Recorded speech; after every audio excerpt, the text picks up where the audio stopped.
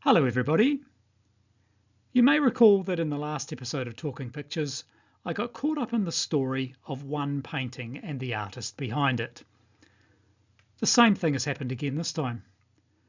I've become fixated with trying to unlock the story behind this picture, painted by Fred Omara around 50 years before he donated it to the museum in 1941. Frank, although he was born in Mangapai in Northland in 1866, was sometimes described as an old Gisborne boy because that's where the family settled in the 1870s. It was there that Frank signed on as an accountant with the Union Steamship Company in 1884, when he was in his late teens.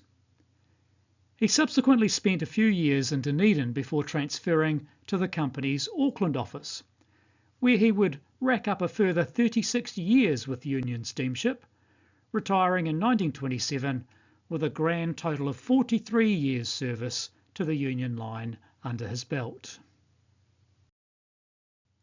His brother Fred also joined the Union Steamship Company.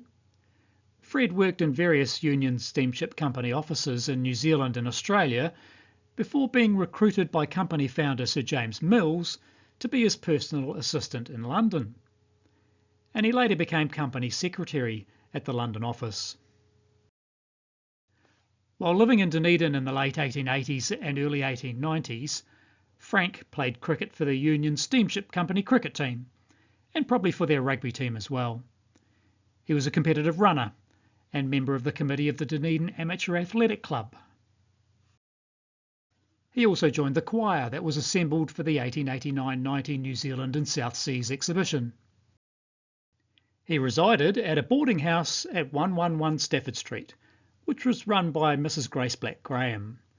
It was presumably here that he became friends with her two teenage daughters, Arabella, who had been born in 1869, and Martha, who was born in 1872.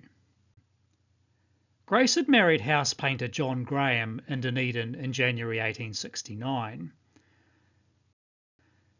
Despite supposedly being able to earn a good living as a painter, John filed for bankruptcy on the 1st of October that same year, and again in 1874.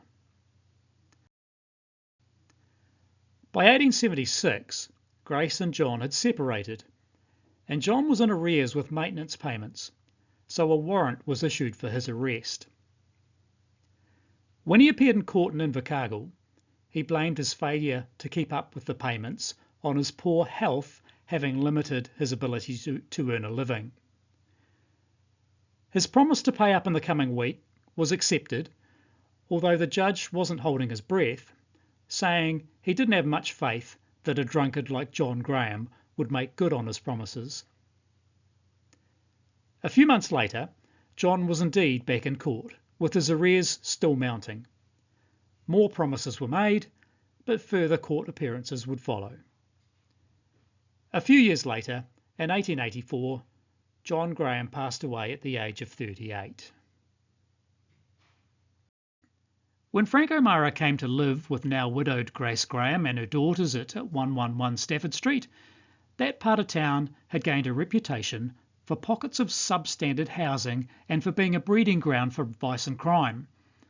A slum off Walker Street had earlier earned the nickname the Devil's Half Acre, and over time that Devil's Half Acre tag had extended to the wider neighbourhood. In 1888, a number of residents in the area called for the City Council to condemn and order the removal of all buildings in and around Walker Street that were no longer fit for human habitation. The council thus appointed 2 medical inspectors to produce a report. 44 of the 58 dwellings they inspected were in such poor condition that they needed to be demolished. It was around this time that Frank Omara painted his picture of Eccles Castle, a dwelling in Walker Street above Garden Terrace, effectively over the back fence from Grace Graham's boarding house, that had presumably been one of the earliest homes in the vicinity. As we know, Frank moved to Auckland in the early 1890s. He would eventually be joined there by the younger of the 2 Graham sisters, Martha, who he married in 1898, When Martha died in 1935, aged 63, Frank married the other Graham sister, Arabella, but would outlive her too. Arabella passed away in 1946 in her mid-70s, and Frank in 1954 in his late 80s. During a bubonic plague scare in 1900, inspections revealed many insanitary buildings remained in the Devil's Half-Acre and elsewhere in the city, and more were condemned for demolition.